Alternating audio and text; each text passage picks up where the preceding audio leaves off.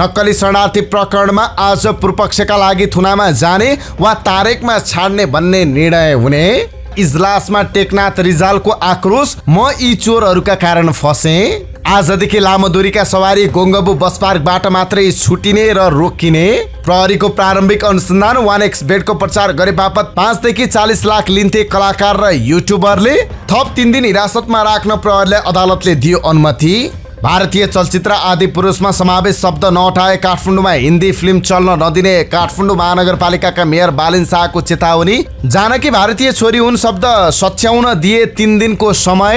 Sensor बोर्डले भन्यो, हामीले विवादित संवाद काटिसकेका छौं। अल्पमतमा परिसकेको कोशी सरकारले ल्यायो बजेट। सांसद विकास कोषका लागि 1 अर्ब 50 करोड बजेट विनियोजन। रिजल्ट नै नआई भर्नाका लागि विद्यार्थी लोभ्याएको भन्दै काठमाडौँ महानगरले बन्द गर्यो हिसानको शैक्षिक मेला। धरान उपमहानगरपालिकाका मेयर हर्क साम्पाङ विरुद्ध हप्तै बिछे अदालतमा मुद्दा। हप्तै बिछे अदालत धाउनु परेपछि हर्क साम्पाङको प्रतिक्रिया, मुद्दाले झमेला भयो, बरु एकचोटि सिंगल भिडौं। लुम्बिनी प्रदेश सरकारले दियो आज 2 जिल्लामा बिदा। प्रेमिकाले थुनाएका प्रभातलाई धरौटीमा रिहा गर्न अनुमति, तर उनीले अर्को मुद्दा पनि हालेका कारण तत्काल रिहा हुन नपाउने। आज समाजवादी मोर्चा घोषणाको तयारी। आलो पालो नेतृत्व। बाबुराम भट्टराई अनिश्चित हुँदा वामदेवलाई भित्राउने तयारी। प्रेम आलेलाई सुदन किराँतीको चेतावनी, बारुदको पहाडमा उभिएर सलाई नखेलाउनु। केवाइसी अपडेट गर्नुपर्ने भन्दै ओटिपी माग्नेहरूबाट सचेत रहन राष्ट्र ब्याङ्कको आग्रह। विद्युतीय भुक्तानी प्रयोग गर्दा सजगता अपनाउन अनुरोध। नर्वेमा सुरु भयो लेजर पद्धति। पाइल्सको शल्यक्रिया गर्दा अब चिर्नु नपर्ने। नेपालले फेरि बिक्री सुरु गर्यो बिजुली। दैनिक 300 मेगावाट भारतलाई बिक्री गर्न सुरु। नेपालले दोस्रो वार्म अप म्याचमा ओमनलाई हरायो। आयातित आलु प्याजमा कर लगाएपछि किसान संगठनले दिए अर्थमन्त्रीलाई धन्यवाद। एसिया कपमा नेपाल र भारतको खेल श्रीलङ्कामा। पाकिस्तानसँगको खेल उसकै मैदानमा हुने निश्चित। मृगौलाबाट 801 ग्राम पत्तरी निकालेर विश्व कीर्तिमान। भारतीय कुस्ती महासंघका पूर्व अध्यक्ष ब्रिजभूषण विरुद्ध यौन उत्पीडनको मुद्दा र स्वास्थ्य सम्बन्धी जानकारीमा आज बाल बच्चालाई चकलेटले कस्तो असर गर्छ र चकलेटको बानी कसरी छुटाउने, यो सम्बन्धी जानकारी सहित देश विदेशका 35 महत्त्वपूर्ण खबर संक्षिप्त रूपमा लिएर आएका छौं। हाम्रो भिडियो सामग्री अन्तिमसम्म हेर्नुहोला। शुभ प्रभात। इन्सा नेपाल न्यूजमा यहाँहरू सम्पूर्णलाई हार्दिक स्वागत छ। म सुजन पौडेल। आज मिति 2080 साल असार महिनाको 1 गते शुक्रबार, ईस्वी सम्म 2023 जुन 16 तारिक। आज असार कृष्ण त्रयोदशी तिथि। दर्शकवृन्द, सदाका दिन जस्तै आज पनि हामी देश दुनियाँको ताजा अनि महत्त्वपूर्ण खबर अपडेट सहित तपाईँ माझ उपस्थित भएका छौं। तपाईले हाम्रो न्यूज बुलेटिन कहाँबाट हेर्दै हुनुहुन्छ कृपया आफ्नो गाउँ ठाउँको नाम तलको कमेन्ट बक्समा लेखिदिनु होला। प्रस्तुत गरेको सामग्री मन परेको छ भने कृपया हाम्रो भिडियो सामग्रीमा एउटा लाइक अवश्य गरिदिनु होला। दैनिक रूपमा सही र सत्य सूचना पाउनका लागि हाम्रो यस युट्युब च्यानललाई सब्स्क्राइब गर्न नबिर्सिनु होला। आजको समाचार सुरुवात गरौं नक्कली शरणार्थी प्रकरणमा आज थुन्चेक आदेश आउने सम्बन्धी प्रसंगबाट। नक्कली भुटानी शरणार्थी प्रकरणमा पक्राउ परेका आरोप पक्षका लागि थुनामा जाने वा तारेकमा छाड्ने भन्ने आज 2 बजेपछि निर्क्योल हुनेछ। जिल्ला अदालत काठमाडौँले आज अपराह्नसम्म यो प्रकरणमा पक्राउ परेका 18 जना आरोपीका बारेमा थुन्चेक आदेश गर्ने भएको छ। न्यायाधीश प्रेम प्रसाद नेउपानेको इजलासमा सरकारी वकिल र 18 जना आरोपीका कानुन व्यवसायहरूको बहस हिजो सकिएको छ। न्यायाधीश नेउपानेले शुक्रबार 2 बजेसम्म सरकारी वकिलको जवाफी बहस सुनेर त्यसपछि आदेश गर्ने बताउनु भएको छ। नक्कली भुटानी शरणार्थी प्रकरणमा 21 जेठदेखि जिल्ला अदालतमा थुन्चेक बहस चलिरहेको छ। गत मंगलबार नै आदेश गर्ने योजना रहे पनि अभियुक्तहरूले वकिलहरूको ताती खडा गरिदिएपछि बहस लम्बिएको थियो। जिल्ला अदालतले 18 जना आरोपीहरूलाई थुनामा राख्ने, धरौटी माग्ने वा सामान्य तारिकमा छाड्ने बारे कुनै एक आदेश आज दिनेछ। आरोपीहरूको भूमिका र संलग्नताका आधारमा इजलासले उनीहरूलाई फरक आदेश पनि दिन सक्छ। आज हुने आदेश मुद्दाको अन्तिम फैसला भने होइन, आरोपीहरूलाई थुनामा राख्ने कि छाड्ने भन्ने आदेश गरेपछि मात्रै अदालत मुद्दाको विषयवस्तुमा प्रवेश गर्छ। भुटानी शरणार्थी नेता टेकनाथ रिजालले शरणार्थीको नाममा पैसा उठाइरहेको बारेमा आफूले प्रमुख दलका शीर्ष नेताहरूलाई जानकारी गराउँदा समेत व्यवस्था गरिएको भन्दै इजलासको ध्यान आकर्षण गराउनु भएको छ। कानुन व्यवसायले बहस गरेपछि उहाँले उभिएर काठमाडौँ जिल्ला अदालतको इजलासमा आफ्नो भनाइ राख्नु भएको हो। माओवादी केन्द्रका अध्यक्ष पुष्पकमल दाहाल प्रचण्ड, नेपाली कांग्रेसका सभापति शेरबहादुर देउवा लगायतलाई भेटेर शरणार्थीका नाममा पैसा उठाउने र ठग्ने काम भइरहेको छ है भनेर जानकारी गराएको बताउनुभयो। भेटघाटका क्रममा देउवा लगायतका केही नेताहरूले पैसा उठाएको घटनाबारे आफूहरूलाई पनि सूचना आएको बताए भएको उहाँले इजलासलाई जानकारी गराउनुभयो। आक्रोशपूर्ण रूपमा आफ्नो भनाइ राख्दै उहाँले भन्नुभयो, केही चोरहरूका कारण म फसेँ। उहाँले आफूले भुटानको प्रजातन्त्रका लागि सङ्घर्ष गर्दा यातना पाएको र त्यसको असर अहिलेसम्म रहेको बताउनुभयो। उहाँले बहसका क्रममा आफूलाई अभियोगमा मुछेकोमा सरकारी वकिलको आलोचना गर्नुभयो। उहाँले आफ्नो भनाइ लम्ब्याउन थालेपछि इजलासमा न्यायाधीश प्रेम प्रसाद नेउपानेले भनाइ टुङ्गाउन ध्यानकर्षण गराउनु भएको थियो।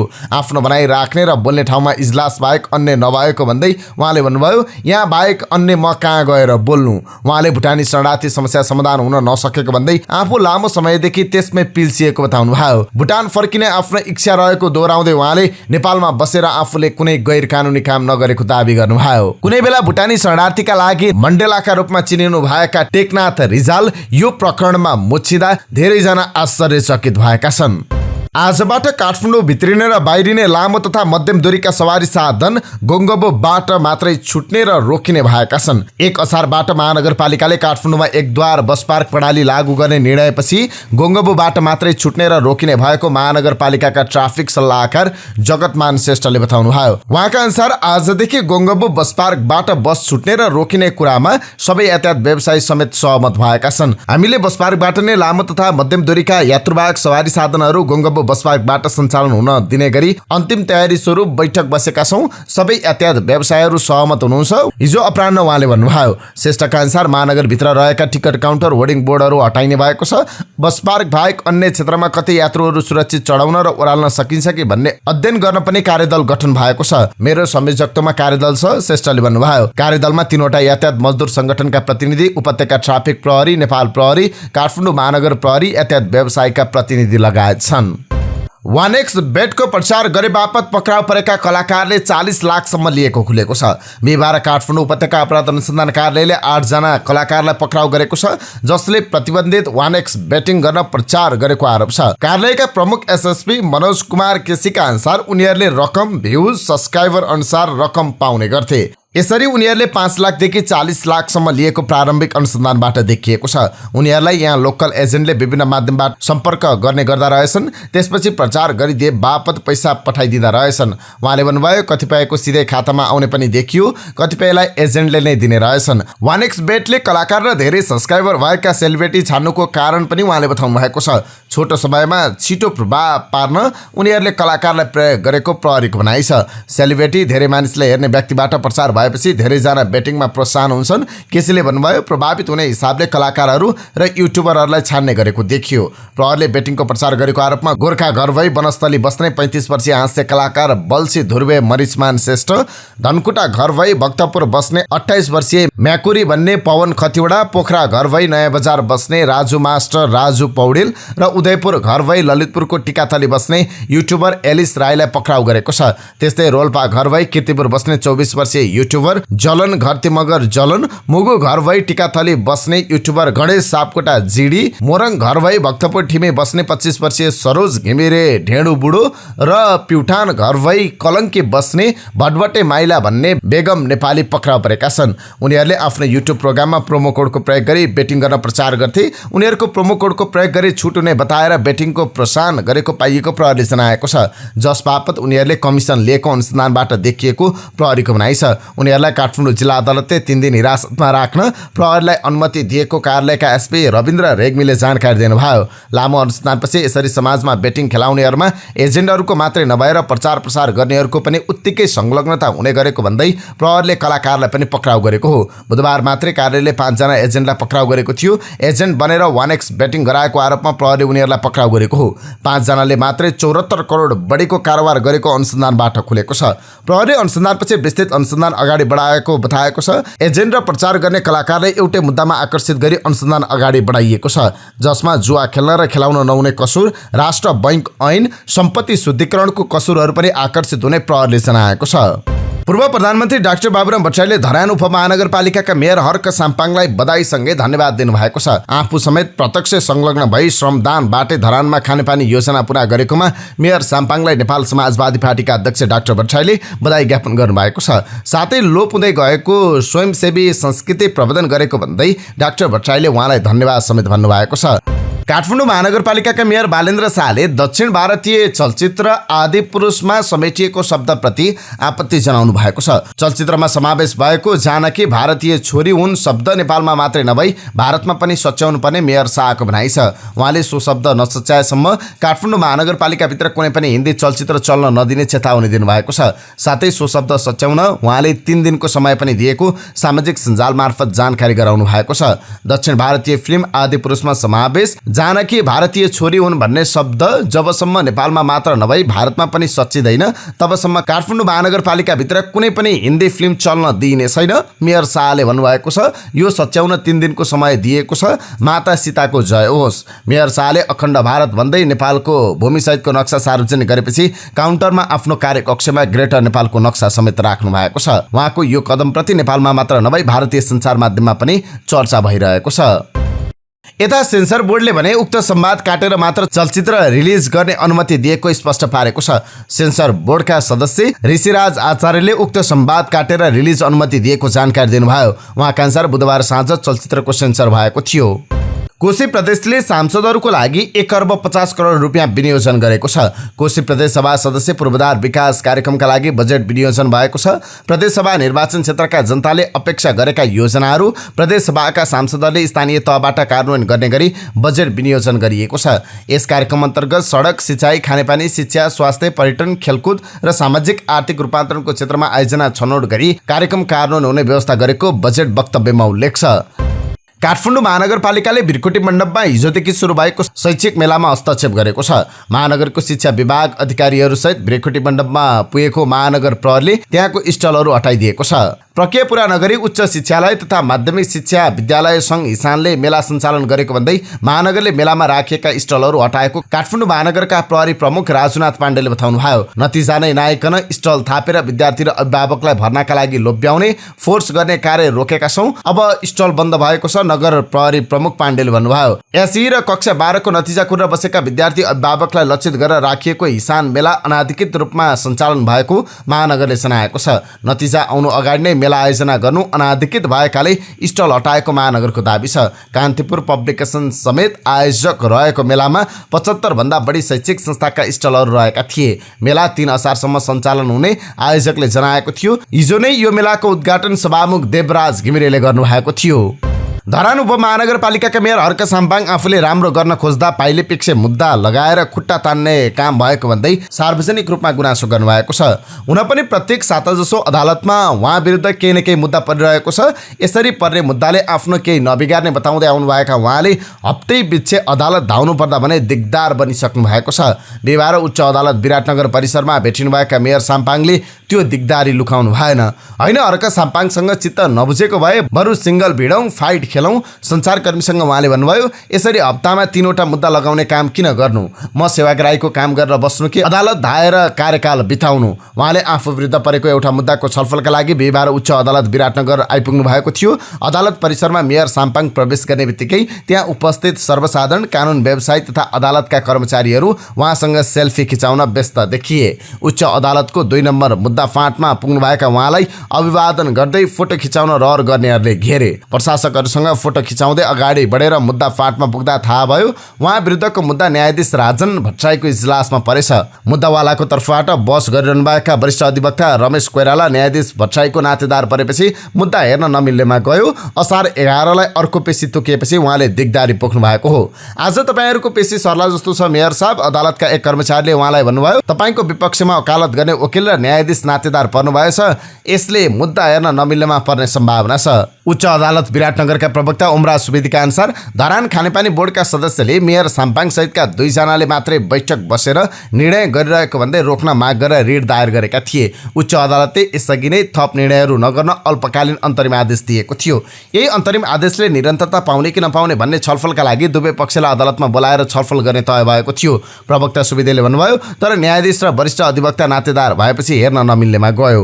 अदालतबाट यस्तो सूचना आएपछि उहाँ सञ्चारकर्मीसँग केही बेर गफिनु भयो। त्यसक्रममा उहाँले धरानमा आफूले राम्रो काम गर्दा मुद्दा मात्रै लगाउन खोजेर गलत भइरहेको बताउनु भयो। खानेपानी बोर्डको बैठकमा सदस्यहरूलाई नबोलाएको न्यूमा मुद्दा परेको रहेछ उहाँले भन्नुभयो। जसले मुद्दा हालेका छन् ती कोही पनि बोर्डका सदस्य होइनन्। अध्यक्ष म हुँ, मैले कसैलाई शपथ गराएको छैन। जसले जुन संस्थाको तर्फबाट बोर्डमा प्रतिनिधित्व गर्छु भनिरहेका छन् ती कुनै संस्था अस्तित्वमा छैन अनि मैले कसरी उनीहरूलाई बैठकमा बोलाउने उहाँले प्रश्न गर्नुभयो। मुद्दा मामिलाले झमेला दिएको बताउँदै उहाँले बरु साह्रै चित्त नबुझे सिंगल फाइट खेल्न आइज भन्नु म तयार छु। उहाँले भन्नुभयो मुद्दा कमजोरहरूले लगाउने र आफूले कहिल्यै कसैलाई मुद्दा नलगाउने पनि बताउनु भयो। म त सबैलाई माफी बिना गरेर अगाडि बढौँ भन्ने मान्छे हुँ उहाँले भन्नुभयो। भर्खरै मात्रै कोकामा लाखभन्दा बढी मानिस उतारेर योजना सफल पारेको यो लेभलको मोटिभेसन गर्ने मान्छे हुँ। यस्तो मान्छे विरुद्ध मुद्दा हालेको छ दिक्क लगाए। मङ्गलबार मात्रै धरान उपमहानगर वडा नम्बर 20 को पकुवा खोला बगरमा झण्डै 40 किलोमिटर लामो दूरी पार गरेर कोका खोलाको पानी धरान आइपुगेको खुसियालीमा धरानवासीले खुसियाली साटेका थिए। उपप्रधान एवं गृहमन्त्री नारायण काजी श्रेष्ठ र नेपालका लागि अस्ट्रेलियाका राजदूत फेलिसिटी भोल्क बीच शिष्टाचार भेट भएको छ। बिहिबार गृह मन्त्रालयमा मन्त्री श्रेष्ठ र राजदूत भोल्क बीच शिष्टाचार भेटघाट भएको हो। भेटमा उपप्रधानमन्त्री श्रेष्ठले नेपाल र अस्ट्रेलिया बीचको सम्बन्ध सधैँ सौहार्दपूर्ण रहेको र अस्ट्रेलियाले नेपाललाई प्रदान गर्दै आएको सहायताको लागि विशेष धन्यवाद दिनुभयो। राजनीतिक परिवर्तनपछि आफूहरूको सम्पूर्ण ध्यान आर्थिक विकासमा केन्द्रित रहेको र त्यसको लागि विदेशी लगानी आकर्षित गर्न र बढ्दो व्यापार घाटाको नियन्त्रण गर्ने काममा अस्ट्रेलिया जस्तो देशबाट साथको अपेक्षा गरेको उपप्रधानमन्त्री श्रेष्ठले बताउनुभयो। लुम्बिनी सरकारले आज भूम्या पर्वको अवसरमा 2 जिल्लामा सार्वजनिक बिदा दिएको छ। आन्तरिक मामिला कानुन तथा सहकारी मन्त्रालयको बिहिबार बसेको बैठकले आज असार 1 गते भूम्या पर्वको अवसरमा रुकुम पूर्व र रोल्पामा सार्वजनिक बिदा दिएको जानकारी दिएको छ। यसअघि जारी वक्तव्यमा दाङसहित 3 जिल्लामा सार्वजनिक बिदा दिने भनिएको थियो। फेरि त्यो सच्याउँदै दाङलाई हटाएर 2 जिल्लामा मात्रै सार्वजनिक बिदा दिने जानकारी दिएको छ। मगर समुदायले भूम्या पर्व धुमधामका साथ मनाउने गर्छन्। भूम्या पूजामा खास गरी जमिनको पूजा गरिन्छ। प्राकृतिक विपत्तिबाट जोगिने विश्वासका साथ मनाइने यो पर्वमा पूजापाठसँगै नाच्ने चलन छ। वैशाखदेखि भदौको अन्तिम संक्रान्तिमा भूम्या मनाउने प्रचलन रहे पनि विशेष गरी असार 1 गतेलाई प्रमुख अवसरका रूपमा मनाउने गरिन्छ। केही दिनदेखि लागेको चर्को घामका कारण करोडौंको ड्रागन फ्रुट नष्ट भएको छ। तापक्रम बढेसँगै फूल फुल्दै गरेका र फल लागेका ड्रागन फ्रुट बोटमै कुहिएका छन्। 3 लटसम्मको फल कुहिन थालेपछि व्यवसायी ड्रागन खेती गर्ने किसान मर्कामा परेका छन्। चर्को घाम, पानी र हावा हुन्डरीबाट जोगाउनु पर्ने खेती भएकाले जेठ 15 देखि बढ्दै गएको तापक्रमका कारण व्यवसायिक किसान निराश बनेका छन्। यस वर्षको चर्को घाम र हुन्डरीले पथरी शनिश्चरी 6 का पूर्व अध्यक्ष जय बहादुर तामाङले सञ्चालन गरेको पूर्वाञ्चल मल्टिपल एग्रिकल्चरमा करिब 500 देखि 7 लाखसम्मको ड्रागन क्षति भएको छ। पछिल्लो पटक सुरु गरिएको खेतीमा हावा हुन्डरी र तापक्रमले समस्या देखियो। तामाङले भन्नुभयो ड्रागनको बोट पहेँलिनु, फल कुहिनुले पहिलो पटकमै नराम्रो झड्का लागेको उहाँले बताउनुभयो। अब उत्पादन लिन 3 हप्ता कुर्नुपर्ने हुन्छ। पहिलो, दोस्रो र तेस्रो पटक फलबाट आम्दानी लिन नपाए पनि मौसमले साथ दिए 3 हप्तापछि उत्पादन हुन्छ, पूर्व अध्यक्ष तामाङले भन्नुभयो। पथरी शनिश्चरी 8 का खगेन्द्र प्रसाद लिम्बुको मेधावी कृषि फार्ममा पनि ड्रागनका बोटमा क्षति भएको छ। 2.5 बिघामा लगाएको फर्ममा भुइँभरि कोपिला र दाना कुहिएर झरेका छन्। लिम्बुले यसपटकको घाम र हावाले 15 लाख बराबरको ड्रागन कुहिएको जानकारी दिनुभयो। फर्ममा टिप्न तयार भएका फल समेत चर्को मौसमका कारण चाउरिएर साना दाना लागेको उहाँले बताउनुभयो। एकपटक उत्पादन भएको फलबाट मनग्गे आम्दानी हुने भएकाले हरेस खाने नभएको लिम्बुको भनाइ थियो। एकपटकको लगानीले 25 वर्षसम्म उत्पादन दिने गरेको छ। सुरुमा केही समस्या भए पनि पछि सामान्य हेरचाह गरे राम्रो उत्पादन हुन्छ उहाँले भन्नुभयो। नेपालमा ड्रागन नयाँ खेती भएकाले मौसमले समस्या उब्जाएको छ। चर्को घामका कारण ड्रागनका बोट र फल कुहिने, फंगस रोग फैलिने, बोटमा कमिला लाग्ने लगायत समस्या आउन थालेको किसानहरूले गुनासो गरेका छन्। ड्रागन खेती विज्ञताको कमी र औषधि सम्बन्धी ज्ञान नभएका कारण बोटमा फंगस रोगले सताउने गरेको छ। साना किसानले बजार नपाएर गाउँघरमै डुलाएर फल बेच्नुपर्ने बाध्यता छ। अपहरण तथा शरीर बन्धकको आरोपमा पक्राउ परेका बागलुङका प्रभात बसेललाई 2.5 लाख धरौटीमा रिहा गर्न अदालतले अनुमति दिएको छ।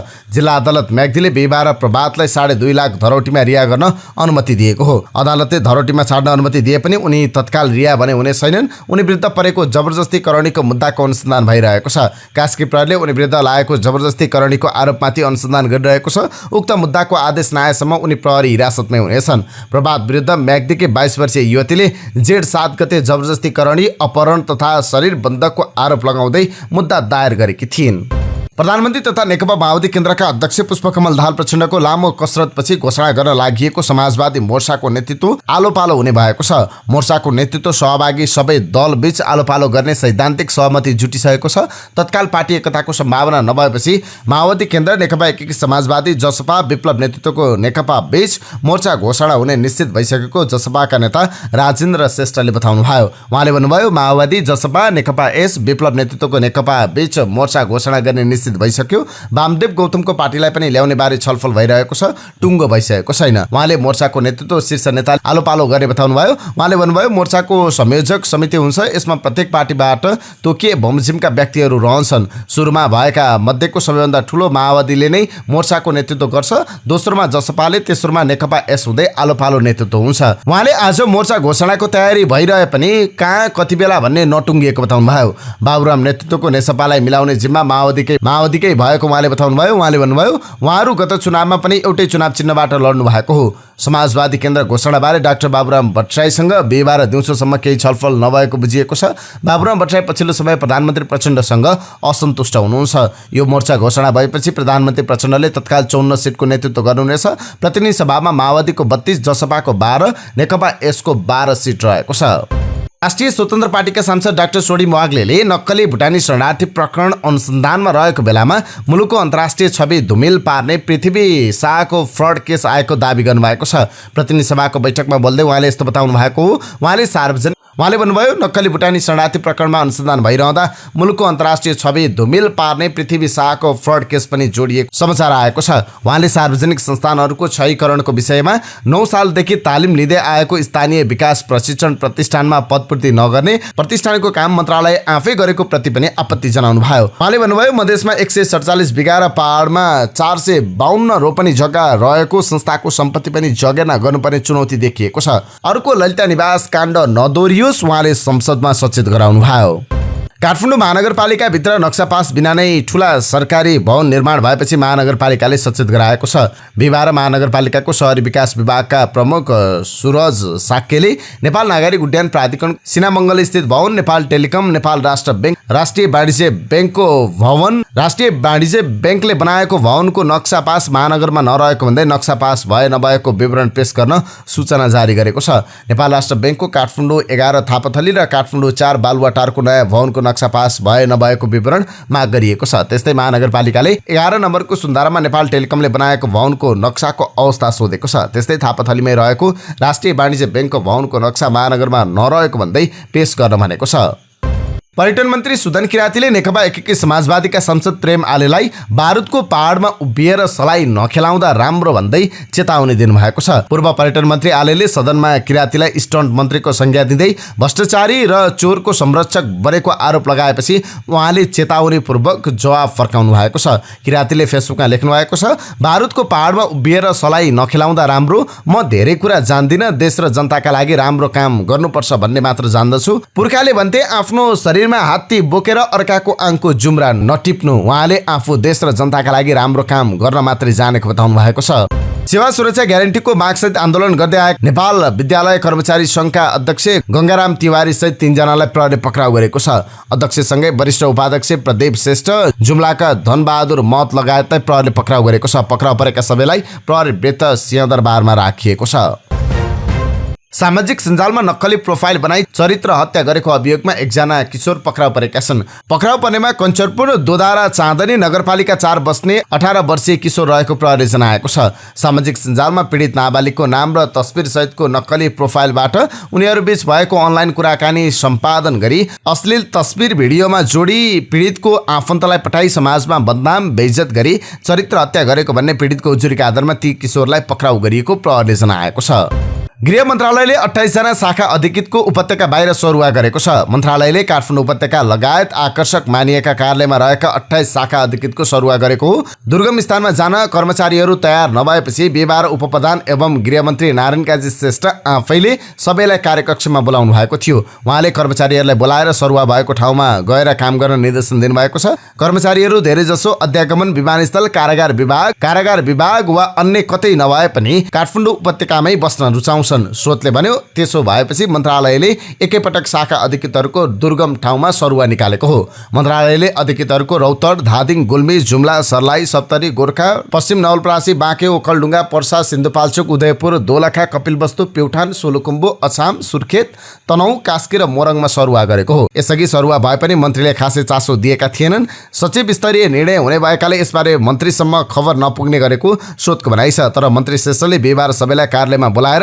दुर्गम स्थानमा गएर काम गर्न सुझाव दिनुभएको छ। उहाँले काठमाडौँमा मात्रै बस्न चाहनेको सरुवा बदर नहुने पनि बताउनुभयो। काठमाडौँमा मात्रै बसेर दुर्गममा जान नचाहने, सरुवा बदर गर्न चाहने, नेताहरू भेट्ने, मन्त्रीहरू भेट्ने गर्न खोज्नुभयो भने त्यो बाटो बन्द भयो। संघीय मामिला मन्त्रालयलाई पनि बदर गर्न कोही कर्मचारी आउँछ भने त्यो नगर्नुस् भनिसके मन्त्री श्रेष्ठको भनाइ उद्धृत गर्दै स्रोतको भनाइ छ। मध्य प्रदेशको प्रति व्यक्ति आय सबैभन्दा कम रहेको छ। मध्य प्रदेश सरकारले हिजो प्रदेशसभाको बैठकमा पहिलोपटक प्रस्तुत गरेको आर्थिक सर्वेक्षण अनुसार मध्य प्रदेशको प्रति व्यक्ति आय अन्य सबै प्रदेशको तुलनामा सबैभन्दा कम रहेको छ। नेपालको प्रति व्यक्ति आय आर्थिक सर्वेक्षणले चालु आर्थिक वर्ष 2079-80मा 1379 अमेरिकी डलर रहने अनुमान गरेको छ। तर केन्द्रीय तथ्याङ्क विभागका अनुसार चालु आर्थिक वर्षमा मध्य प्रदेशको प्रति व्यक्ति कुल ग्राहस्थ उत्पादन $875 हुने अनुमान गरेको आर्थिक प्रक्षेपणमा उल्लेख छ। सरकारको तर्फबाट अर्थमन्त्री सञ्जय कुमार यादवले प्रस्तुत गरेको सर्वेक्षणमा समग्र प्रदेशको आर्थिक सामाजिक अवस्थाको वास्तविक चित्रण गरिएको छ। उहाँले सर्वेक्षणमा मध्य प्रदेशको आर्थिक स्थिति, सार्वजनिक वित्तको अवस्था, कृषि, वन, गरिबी निवारण, श्रम, रोजगार, सिँचाइ, ऊर्जा, सञ्चार, उद्योग, वाणिज्य, जनसङ्ख्या, शिक्षा, स्वास्थ्य, सुशासन लगायतका क्षेत्रगत विकासको अवस्था, आर्थिक सामाजिक सूचक एवं परिसूचकको तथ्याङ्कलाई विश्लेषण गर्ने प्रयास गरिएको बताउनुभयो। नेपाल राष्ट्र बैंकले विद्युतीय भुक्तानी उपकरण प्रयोग गर्दा सजगता अपनाउन आग्रह गरेको छ। बिहिबार राष्ट्र बैंक भुक्तानी प्रणाली विभागले एक सूचना प्रकाशित गर्दै डिजिटल भुक्तानीका उपकरण प्रयोग गर्दा सचेत हुनुपर्ने बताएको छ। विगत केही समयदेखि अनाधिकृत व्यक्तिले बैंक तथा वित्तीय संस्था, भुक्तानी सेवा प्रदायकको कर्मचारी भएको भने ग्राहकलाई ग्राहक पहिचान, केवाइसी सम्बन्धी विवरण अद्यावधि गर्न, सम्बन्धित ग्राहकबाट ओटिपी, निश्चित नम्बर उल्लेख भएको मेसेज जस्ता विवरण माग्ने गरेको बुझिएको छ। राष्ट्र बैंकले सूचना प्रकाशित गर्दै भनेको छ, यस्ता अनाधिकृत व्यक्तिहरूले ग्राहकको mobile banking, internet banking, connect IPS, wallet जस्ता विद्युतीय भुक्तानीका साधनको पासपोर्ट रिसेट गरेको राष्ट्र बैंकले जनाएको छ। यसरी पासपोर्ट रिसेट गरी ग्राहकको खातामा आफ्नो पहुँच पुर्याई ग्राहकको खाताबाट विभिन्न बैंक तथा वित्तीय संस्था एवं वालेटहरूमा रकमान्तर गर्ने प्रविधि बढेको पाइएको राष्ट्र बैंकको सूचनामा भनिएको छ। यस्ता ठगीबाट जोगिनका लागि अपरिचित व्यक्तिले माग गरेको कुनै पनि सूचनाहरू उपलब्ध नगराउनु हुन सम्बन्धित सबैमा जानकारी गराइन्छ, सूचनामा भनिएको छ। काठमाडौँको थापाथली स्थित नर्बेक इन्टरनेसनल हस्पिटलले लेजरबाटै पाइल्स, फिसर र फिस्टुलाको सहज उपचार लेजर इन प्रोक्टोलोजीको सुरुवात गरेको छ। यो सँगै पाइल्स, फिसर र फिस्टुलाको चिरेर शल्यक्रिया गर्नुपर्ने बाध्यात्मक उपचार पद्धतिको अन्त्य भएको अस्पतालले जनाएको छ। अस्पतालका general GI surgeon doctor Prakash Chaudhary र डाक्टर सञ्जय पौडेल लगायतको जीआई सर्जरी टिमले नर्बेकमा पनि लेजर इन प्रोक्टोलोजी प्रविधिबाट उपचार सेवाको थालनी गरेको अस्पतालले जनाएको छ। 2 दिन अगाडि धनगढीबाट अस्पताल भर्ना भएका एक 38 वर्षीय बिरामीको पुरानो पाइल्सको लेजर प्रविधिबाट सफलतापूर्वक उपचार भएको डाक्टर चौधरीले बताउनुभयो। उहाँका अनुसार यो प्रविधिबाट उपचार गर्दा बिरामीलाई पुरै बेहोस बनाइरहनु पर्दैन। पहिला पाइल्स, फिसर र फिस्टुलाका जटिल समस्याको ओपन सर्जरी गरेर उपचार गरिन्थ्यो। अब त्यो बाध्यता हटेको छ। डाक्टर चौधरीले भन्नुभयो, नयाँ प्रविधि र डिभाइसको मद्दतले लेजरबाट एनर्जी फ्लो गरेर एनलमा हुने डल्लोको रगत सुकाउने काम गरिन्छ। लेजर डिभाइसले एलर्जी फाल्छ र त्यसले डल्लोलाई सुकाउने गर्छ, त्यसपछि नर्मल अवस्था बन्छ। यो अत्याधुनिक प्रविधिबाट उपचार गराउँदा बिरामीलाई अस्पतालमा धेरै बस्नुपर्ने बाध्यता पनि नहुने उहाँले बताउनुभयो। उहाँका अनुसार अस्पताल आएर लेजर प्रविधिबाट उपचार गराएको 3-4 घण्टाभित्रै बिरामीलाई घर जान दिन सकिन्छ। ओपन सर्जरीबाट गर्दा 2 दिनसम्म अस्पताल बस्नुपर्थ्यो। उहाँले भन्नुभयो, यो प्रविधि कस्ट इफेक्टिभ पनि हुन्छ। ओपन सर्जरी गर्दा अस्पताल बसाइ लामो हुन सक्थ्यो, तर लेजरबाट हुने सर्जरीमा भने अस्पताल बस्दा हुने खर्च पनि जोगिनेछ। लेजरबाट सर्जरी गरिसकेपछि डाक्टर कहाँ फलोअपमा पनि धेरै आइरहनु पर्दैन। नेपाल विद्युत प्राधिकरणले फेरि भारतमा ठूलो मात्रामा विद्युत निर्यात सुरु गरेको छ। पछिल्ला हप्तामा वर्षासँगै नदीमा पानीको सतहमा भएको वृद्धिका कारण विद्युत निर्यात सुरु भएको छ। नेपाल विद्युत प्राधिकरणका प्रवक्ता सुरेश बहादुर भट्टराईका अनुसार विगत 5 दिनदेखि 300 मेगावाट भन्दा बढी विद्युत निर्यात भइरहेको छ। अब नेपालमा मनसुन प्रवेश गरेकाले असार महिनाभर नै विद्युत निर्यात गर्न सकिने अनुमान गरिएको उहाँले बताउनुभयो। असारपछि मङ्सिरसम्म त झन् ठूलो मात्रामा विद्युत निर्यात गर्नुपर्ने प्रक्षेपण छ। नदीहरूमा पानीको सतह बढेको छ, अब निर्यात नियमित हुन्छ। प्रवक्ता भट्टराईले बताउनुभयो। दैनिक 7-8 हजार मेगावाट बिजुली निर्यात हुन थालेको छ। प्राधिकरणले औसत प्रति युनिट भारु ₹5.24 अर्थात् ₹8.38 भारतलाई बिजुली बेचिरहेको छ। भारतबाट केही समयका लागि माग व्यवस्थापन गर्न दैनिक 1000 मेगावाट आवर मात्रै बिजुली आयात भइरहेको छ। नेपाल राष्ट्र बैंकका गभर्नर महाप्रसाद अधिकारीले कोही सडकमा आएर कराए भन्दैमा लघुवित्तको योगदान बोल्न नहुने बताउनु भएको छ। आगामी मौद्रिक नीतिबारे नेपाल व्यवस्थापन संघले बिहिबार आयोजना गरेको छलफलमा बोल्दै गभर्नर अधिकारीले लघुवित्तका विषयमा अध्ययन भइरहेको बताउनु भयो। सो सन्दर्भमा बोल्दै उहाँले ऋण लिएर पीडित कोही हुँदैन, ऋण लिने लाभग्राही हो। कोही सडकमा आएर कराउँदैमा त्यसको योगदानलाई भुल्न हुँदैन। हामी यसलाई नियमनमा ल्याउँछौँ। ऋण लिएपछि तिर्नुपर्छ। ऋण लिएर कोही कमजोर हुँदैन, उहाँले भन्नुभयो। ओपनर कुशल भुर्तेलको शतक प्रेरित विश्वकप छनौटको दोस्रो वार्मअप म्याचमा नेपालले ओमनलाई 2 विकेटले पराजित गरेको छ। टस हारेर पहिला ब्याटिङ गरेको नेपालले बलिङमा पनि उत्कृष्ट प्रदर्शन गरेको थियो। सुम्पाल कामीले 5, सन्दीप लामिछानेले 3 र प्रतीश जीसीले 1 विकेट लिँदा नेपालले ओमनलाई अन्तिम ओभरमा 267 रन बनाएको अवस्थामा अल आउट गर्यो। ओमनले दिएको 268 रनको लक्ष्य नेपालले 44.5 ओभरमा 8 विकेट गुमाएर पूरा गरेको हो। नेपालका लागि ओपनर कुशल भुर्तेलले शानदार शतकीय इनिङ खेलेका थिए। उनी 94 बलमा 101 रन बनाएर रिटायर्ड आउट भएका थिए। उनले क्रिज छाड्नु अघि 13 चौका र 2 छक्का प्रहार गरेका थिए। अर्का ओपनर आसिफ शेख 24 बल खेल्दै 23 रनमा आउट हुँदा भीम सार्कीले 74 बलमा 56 रन जोडे। दिपेन्द्र सिंह एरीले 26 रन, कप्तान रोहित पौडेलले 31 रन र कुशल मल्लले 17 रन जोडे। यो बाहेक अन्य ब्याट्सम्यानले उल्लेख्य रन बनाउन सकेनन्। नेपालले पहिलो वार्मअपमा युएईसँग 3 विकेटको हार बेहोरेको थियो। नेपालले पहिलो वार्मअप म्याचमा युएईसँग 3 विकेटको हार बेहोरेको थियो। नेपाली टिम अहिले विश्वकप छनौटका लागि जिम्बाब्वेमा रहेको छ।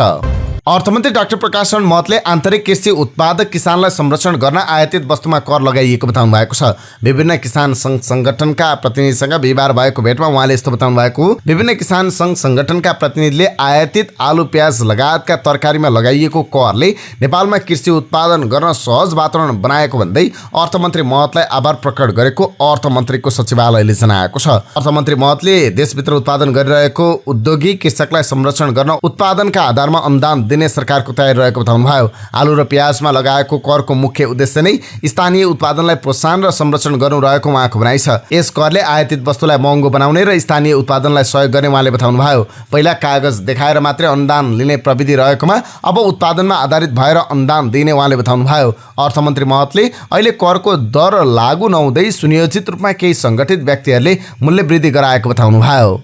पाकिस्तानलाई हराउँदै नेपालले 5 नेसन्स पुरुष बास्केटबल च्याम्पियनसिपको सेमिफाइनल प्रवेश गर्ने सम्भावनालाई कायम राखेको छ। मालदिप्सको मालेमा बिहिबार सम्पन्न खेलमा नेपालले पाकिस्तानलाई 66-62 ले पराजित गरेको छ। प्रतियोगितामा नेपालको यो पहिलो जित हो। नेपालले अब शनिबार बङ्गलादेशसँग खेल्ने। यसअघि नेपाल पहिलो खेलमा भुटानसँग 61-55 ले पराजित भएको थियो। नेपालले अब शनिबार बङ्गलादेशसँग खेल्नेछ।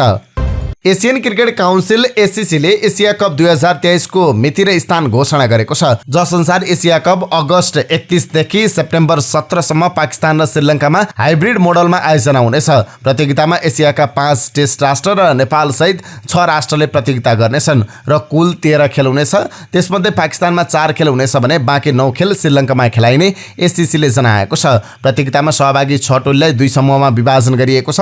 भारत र पाकिस्तानसँगै नेपाल समूह एमा छ। श्रीलङ्का, बङ्गलादेश र अफगानिस्तान समूह बीमा छन्। नेपाल एसीसी प्रिमियर कपको विजेता बन्दै एसिया कपमा छनौट भएको हो। नेपालले इतिहासमा पहिलोपटक एसिया कप खेल्दैछ। त्यसमा पनि विश्व क्रिकेटका 2 ठूला शक्ति भारत र पाकिस्तानसँग समूह चरणमै खेल्नेछ। सुरुमा पाकिस्तानमा हुने भनिएको एसिया कप पछि भारत र पाकिस्तानको विवादका कारण अन्यलमा परेको थियो। भारत पाकिस्तानमा गएर खेल्न नमान्ने र पाकिस्तान पनि आयोजनाबाट पछि नहट्ने दाबी गरेपछि हाइब्रिड मोडलमा प्रतियोगिता हुन लागेको हो। भारतको सबै खेल श्रीलङ्कामा हुनेछ। नेपालले भने पाकिस्तानसँग पाकिस्तानमा र भारतसँग श्रीलङ्कामा खेल्नेछ।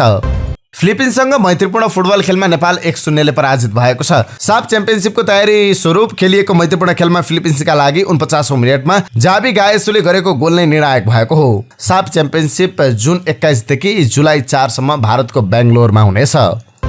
अब के अन्तर्राष्ट्रिय प्रसंग। अमेरिकी राष्ट्रपति जो बाइडेन र प्रथम महिला जिल बाइडेनको निमन्त्रणामा नरेन्द्र मोदीको आगामी साता हुने अमेरिकाको राजकीय भ्रमणबाट भारत अमेरिका सम्बन्ध नयाँ चरणमा प्रवेश गर्ने एक कूटनीतिज्ञले बताएका छन्। संयुक्त राज्य अमेरिकाका लागि भारतका राजदूत तरनजीत सिंह सन्धुले प्रधानमन्त्रीको भ्रमणबाट 2 देशबीचको सम्बन्धमा अर्को अध्याय थपिने बताएका छन्।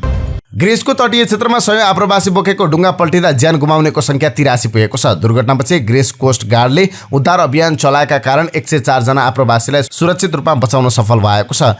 श्रीलङ्काका सेनाका चिकित्सकले विश्वकै सबैभन्दा ठूलो पत्थरीको अपरेसन गरेका छन्। अन्तर्राष्ट्रिय सञ्चार माध्यमका अनुसार मृगौलाको सबैभन्दा ठूलो पत्थरी निकालेर विश्व कीर्तिमान समेत बनाएका छन्। अस्पतालका प्रमुख युरोलोजिस्ट लेफ्टिनेन्ट कर्नल डाक्टर के सुदर्शनको टोलीले मृगौलाबाट 13.37 सेन्टिमिटर लम्बाइको 801 ग्राम तौलको पत्थरी निकालेर गिनिज बुकमा नाम दर्ता गराएका छन्। यसअघि सन् 2004 मा भारतमा विश्वको सबैभन्दा लामो 13 सेमी मृगौलाको पत्थरी निकालिएको थियो। उही समयमा पाकिस्तानमा 2008 मा सबैभन्दा भारी 620 ग्राम तौलको पत्थरी निकालिएको थियो। भारतीय कुस्ती महासंघका निवर्तमान अध्यक्ष ब्रिजभूषण शरण सिंह विरुद्ध यौन उत्पीडनको मुद्दा दर्ता भएको छ। उनी भारतको सत्तारूढ दल भारतीय जनता पार्टी भाजपाका प्रभावशाली सांसद समेत हुन्। बीबीसीका अनुसार उनीमाथि महिला कुस्ती खेलाडीमाथि यौन उत्पीडनका साथै पिछा गरेको अश्लील टिप्पणी र धम्कीको पनि अभियोग लगाइएको छ। उनलाई कारबाही गर्न माग गर्दै भारतका कुस्ती खेलाडीले लामो समयदेखि आन्दोलन गरिरहेका थिए। उनीहरूले 7 जुनमा खेल मन्त्री अनुराज ठाकुरलाई भेटेका थिए। 15 जुनदेखि मुद्दा दर्ता गर्ने आश्वासन पाएपछि उनीहरूले आन्दोलन स्थगित गरेका थिए। ब्रिजभूषणमाथि दायर भएको मुद्दाको सुनवाई 4 जुलाईमा तोकिएको छ। 12 वर्षसम्म भारतीय कुस्ती महासंघको अध्यक्ष रहेका उनी 6 पटक सांसद चुनिएका छन्। अब आजका लागि स्वास्थ्य सम्बन्धी जानकारी। स्वास्थ्य सम्बन्धी जानकारीमा आज हामीले बालबच्चालाई चकलेटले कस्तो हानि गर्छ यो सम्बन्धी जानकारी लिएर आएका छौँ। बालबालिकालाई मनपर्ने खानेकुराको नाम के हो भनेर प्रश्न सोध्नुभयो भने उनीहरूले हत्तपत्त जवाब दिइहाल्छन् चकलेट। चकलेटमा हुने गुलियोपन र त्यसको आकर्षक स्वरूपमा उनीहरू लोभिने गर्छन्। त्यसैले त अभिभावक पनि आफ्ना बालबच्चा कुनै कुरामा रिसाए वा रुँदा चकलेटको प्रलोभन दिएर सम्झाउँछन्। त्यस्तोमा बच्चाहरू चकलेट दिँदा मक्क पर्ने र नपाउँदा डाको छोडेर रुने गर्छन्। आमा बुबाले दिएको यो लोभपछि बच्चाहरूको बानी बिग्रिन्छ। चकलेट अत्याधिक खाने बानीले उनीहरूको स्वास्थ्यमा असर पुग्ने चिकित्सकहरू बताउँछन्। के छन् त बेफाइदाहरू? सबैभन्दा पहिलो पौष्टिक तत्त्वको अभाव। अत्याधिक मात्रामा चकलेट खाने बानी स्वास्थ्यको हिसाबले फाइदाजनक नहुने बालरोग विशेषज्ञ डाक्टर सन्तोष पोखरेल बताउनुहुन्छ। उहाँका अनुसार चकलेटले पेटलाई टन्न पारिदिन्छ। अन्य खानेकुरा नखाँदा शरीर राम्रोसँग वृद्धि विकास हुन पाउँदैन। बच्चालाई जति चकलेट दिइन्छ त्यति उनीहरूमा चुरोटको लत लागे जस्तै चकलेटको लत लाग्छ। त्यसले उनीहरूलाई चकलेट बाहेक अन्य खानेकुरा खानै मन नलाग्ने गराउँछ। उहाँले भन्नुभयो फलस्वरूप पौष्टिक तत्त्वको कमी हुन्छ र उनीहरू कमजोर हुँदै जान्छन्। त्यस्तै मोटोपन। चकलेटमा पाइने चिनीले शरीरमा चिनीको स्तर बढाइदिन्छ। अझ मोटोपन भएका बालबालिकामा मधुमेह गराउन पनि चकलेट कारकको रूपमा देखा पर्न सक्ने चिकित्सकको भनाइ छ। अत्याधिक चकलेटको सेवनले बालबालिकामा मोटोपनको पनि समस्या ल्याउँछ। त्यस्तै बेचैन गराउँछ। चिकित्सकका अनुसार चकलेटमा चिनी, थियोब्रोमाइन र फेनिलिथिलामाइन जस्ता अन्य धेरै उत्तेजक तत्त्व हुन्छन् जसले बच्चाको स्नायु प्रणालीलाई पनि हानि पुर्याउँछ। वयस्कले जति कफिनको भार बालबालिकाले सहन सक्दैनन्। यसले बच्चालाई धेरै बेचैन महसुस गराउन सक्छ, पेट दुखाउन सक्ने चिकित्सकको भनाइ छ। त्यसबाहेक यसबारे भएका केही अन्तर्राष्ट्रिय अध्ययन अनुसार चकलेटमा पाइने क्याफिनले मुटुको धड्कन पनि बढाउने हुँदा निन्द्रामा समस्या समेत देखाउने र चकलेटमा एन्डामाइड एसिडले मस्तिष्कको कार्यलाई पनि हानि पुर्याउने देखिएको छ।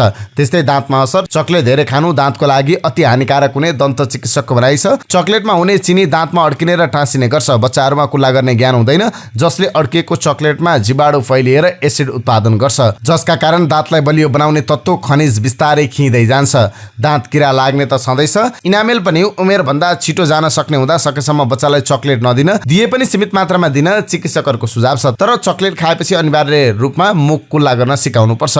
त्यस्तै चकलेटको बानी कसरी छुटाउने त? धेरैजसो बालबालिकामा चकलेटको लत नै बसिसकेको हुन्छ। उनीहरू चकलेट नपाए शान्त नै नबस्नेसम्म हुन्छन्। यस्तोमा उनीहरूलाई बिस्तारै यसको लतबाट छुटकारा दिलाउन फलफुललाई नै आकर्षक ढङ्गले विभिन्न आकारमा डिजाइन गरेर दिन चिकित्सकको सुझाव छ।